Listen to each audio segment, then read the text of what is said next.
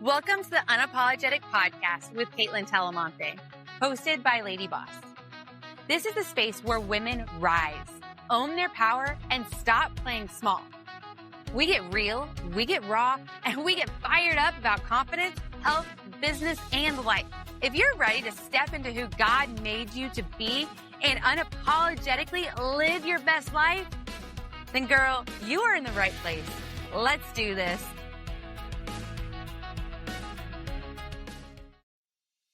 This is what unapologetic looks like. This is my era. I'm walking boldly in my purpose. I'm done dimming my light. I'm done playing small. God didn't create me to blend in. I'm not for everyone, and that's okay.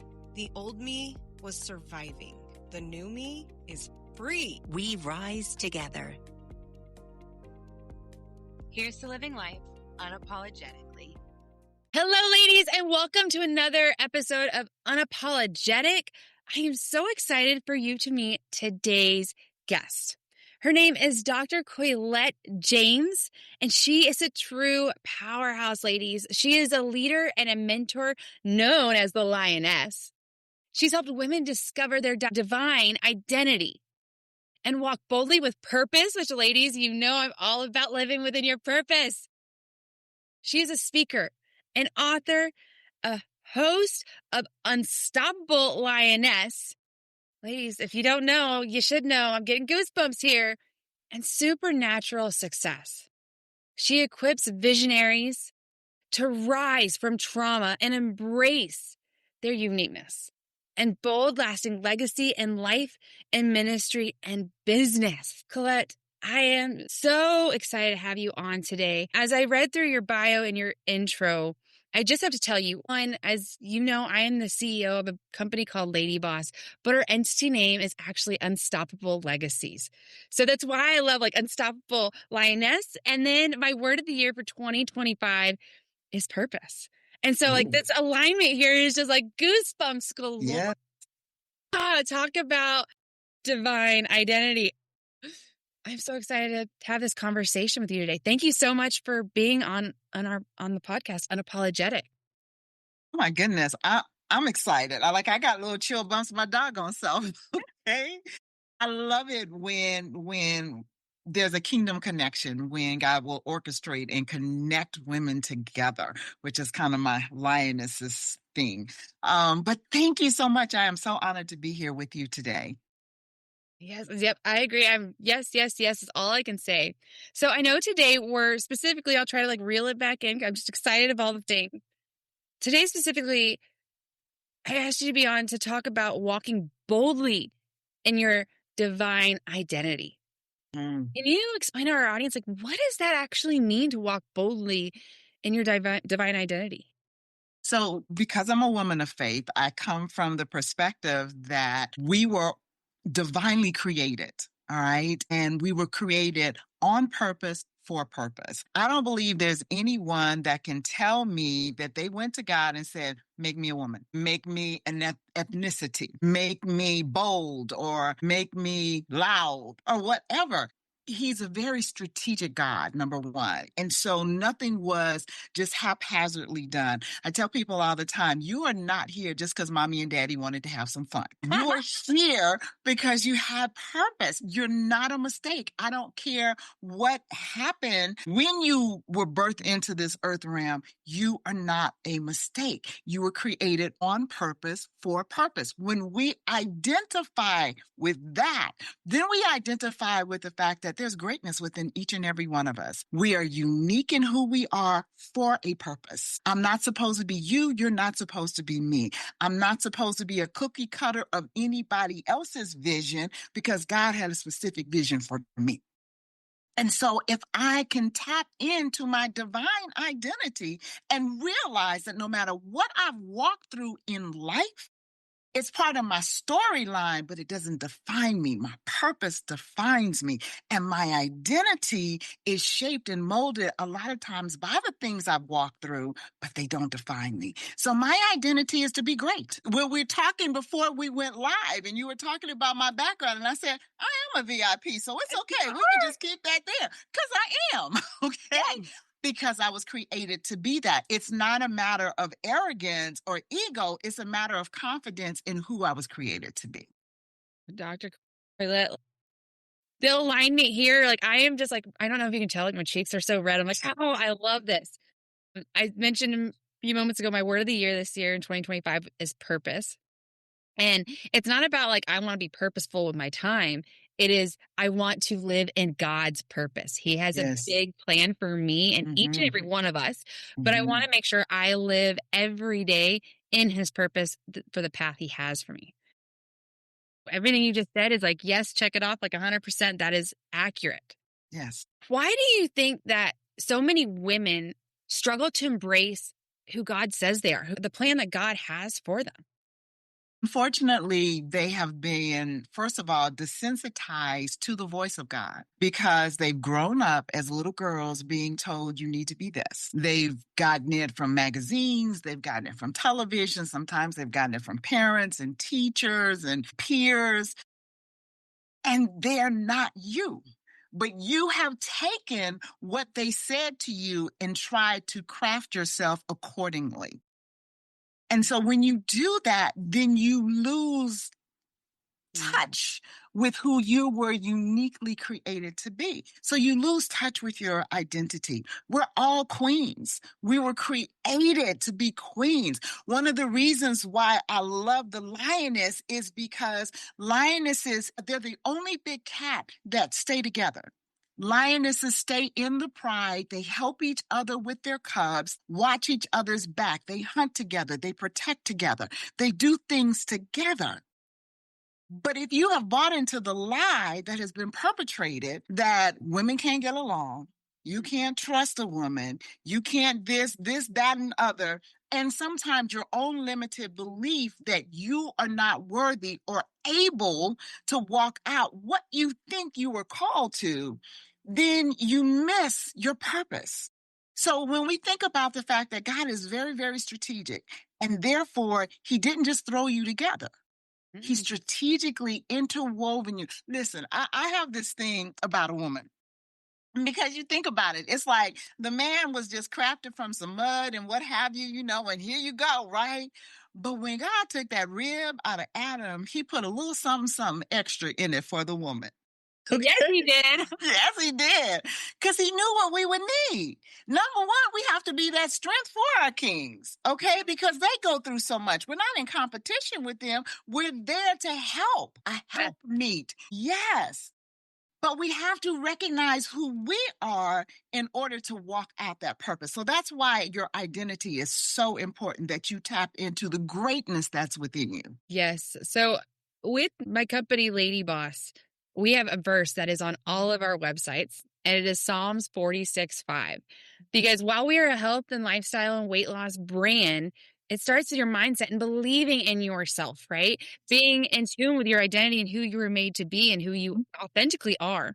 And so Psalm 46:5 is God was within her. She will not fail. And I'm like, that is the reminder, no matter what your beliefs are, your higher power, for me, it is God, that he is within me. I will not fail. And you have to have that purpose you're driving on, even on those hard days, right? You need that tenacious spirit that says, I will not take down. I will not fall. It's like we as women, we walk through so much trauma, so many abuses, just all kind of situations, but we're stronger than we think we are. And the proof is you're still standing. Yes. You're still here. Yes, you are. And you're more resilient than you were the day before. Absolutely. Absolutely. How would you say that embracing your divine identity transforms you, not only like your individual life, but with your family, your community, your legacy? When you embrace your divine identity, you embrace your value and your worth. And when you embrace your own value, when you recognize how truly valuable you are, you will never again let somebody else devalue you. You will never again live life like you're beneath anything or anybody. You will be bold and unapologetic in who you were created to be. It's like, I'm this person that I may not be everybody's cup of tea. I'm very blunt and straightforward, and that's who I was created to be. Okay. Now I try to season it with love. I try not to hurt you when I'm telling you the truth, which is a switch for me because there was once upon a time when I was walking in bitterness and I didn't care what happened. But thankfully, God woke me up and said, no, no, no. I gave you a boldness. I gave you a voice, but you're using it in the wrong way. So when you embrace that identity, you understand the gifts and the talents that you have, and you understand the legacy that you're pouring out into others. So that's why it's so important, because until you can truly identify who you are, you will not walk in the purpose for which you were created. So when I looked at what to call this podcast, I ended up with unapologetic, but I was looking at She's Bossy at first. And the reason I was looking at She's Bossy is because I'm that person. I am bold. I'm in your face. I pour into others. And sometimes it's definitely taken as like a lot or a little pushy, but it's fully out of love and living in purpose. So no, I didn't name it She's Bossy. I still like kind of wish I had, but it was all about being that bold person. And I'm not everyone's cup of tea. And that's okay.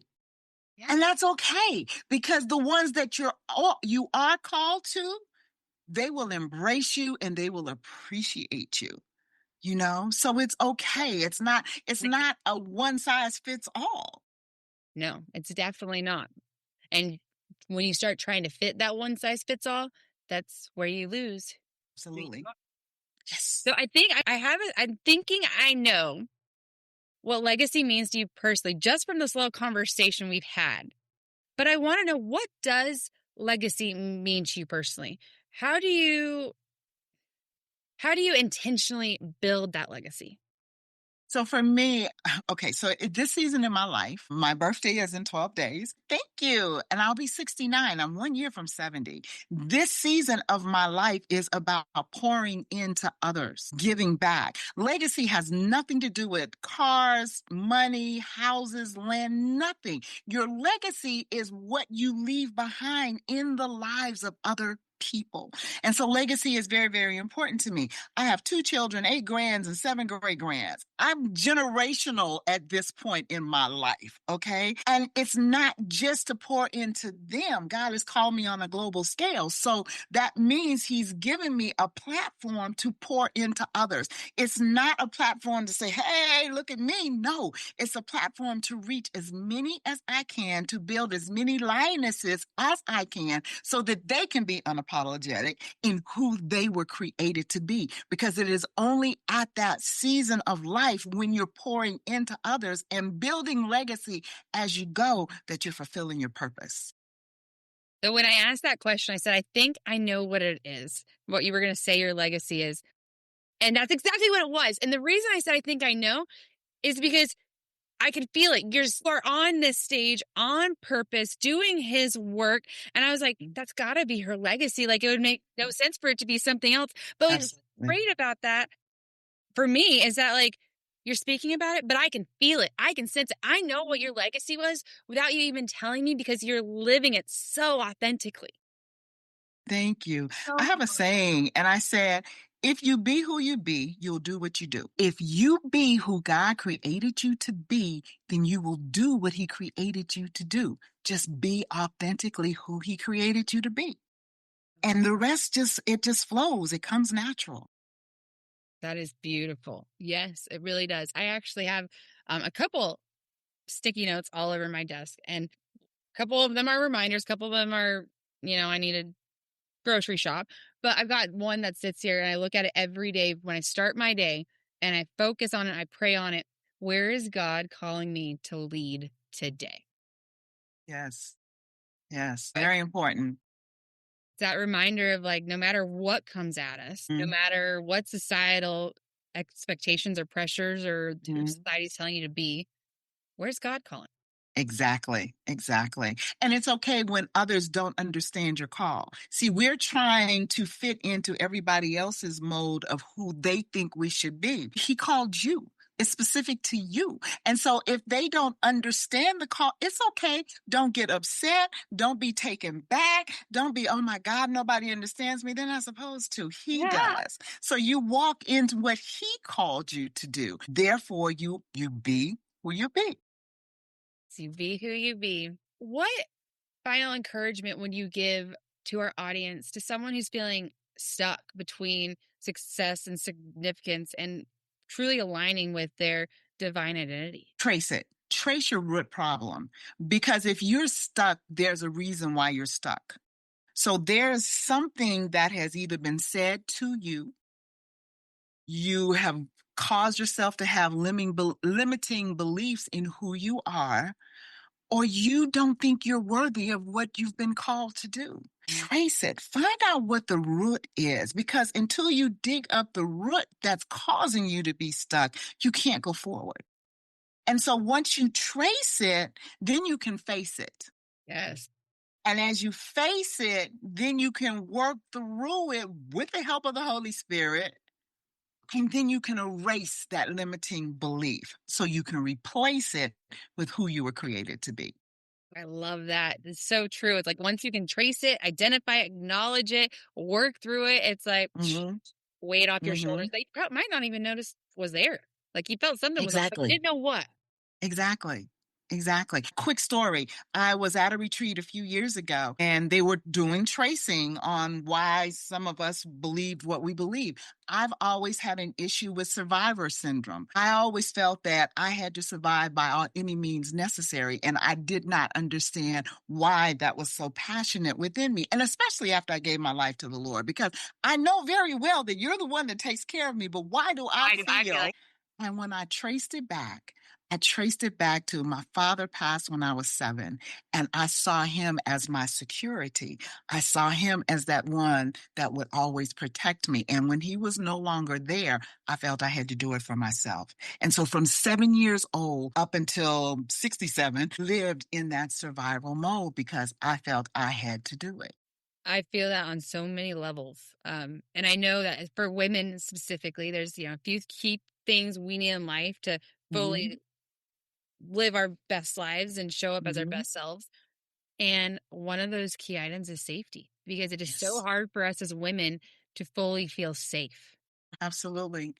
And it starts with our heart. That's the first place we need to feel safe. It's like, I feel like I can take care of myself physically. If I can't beat you, I can shoot you. So I'm good.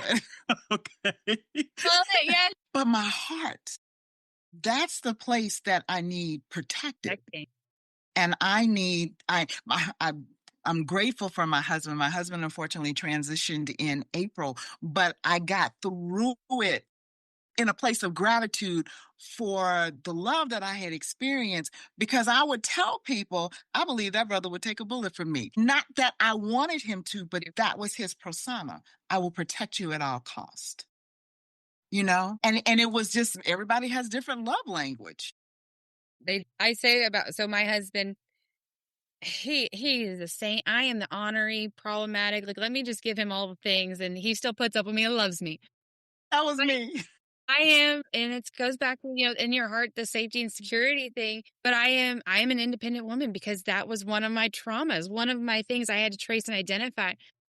But the Lord has partnered me with an amazing husband who lets me be my independent self while also being able to be safe, independent with him. And I'm like, he is such a good man that I am able to be both people. And at the end of the day, there. Exactly.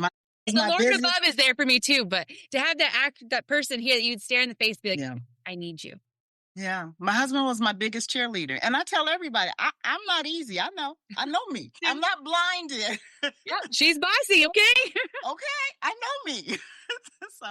But God gave me, just as he gave you, he gave me a man that could accept me for me and not try to change me. I know he probably was on his knees a whole bunch of days going, Daddy, that's yours. Like, dang, do something with that, right? But yet and still, he stood, and he was my biggest cheerleader and my covering in the spirit realm. And I'm very grateful for that.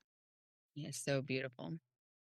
Coylette, as we wrap up, what is one thing that you just want to make sure the audience today heard and walks away with? That you're valuable.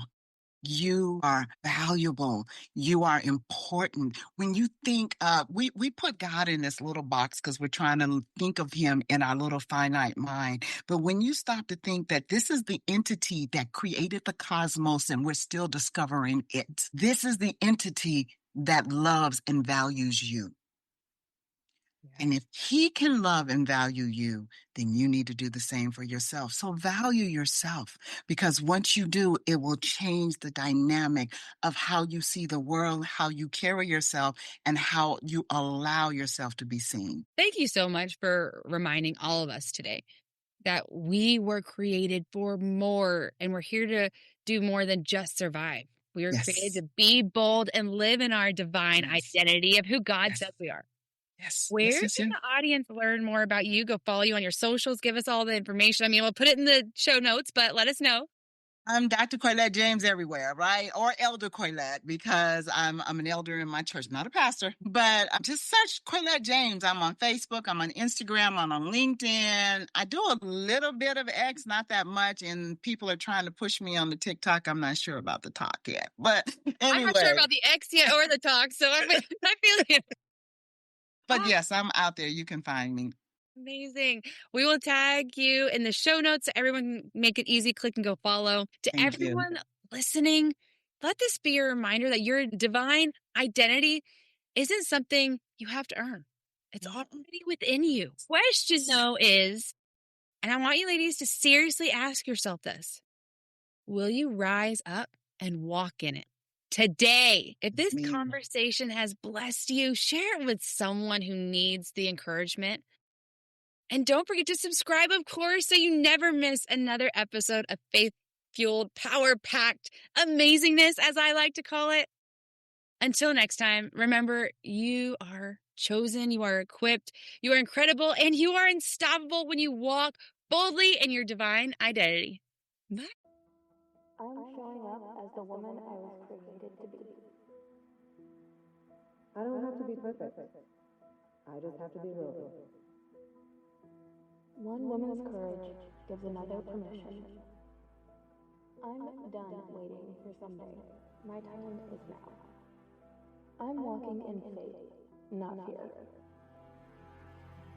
God's plan for me is bigger than my fear. No more hiding who I am. This is the real me, and I'm not apologizing for her.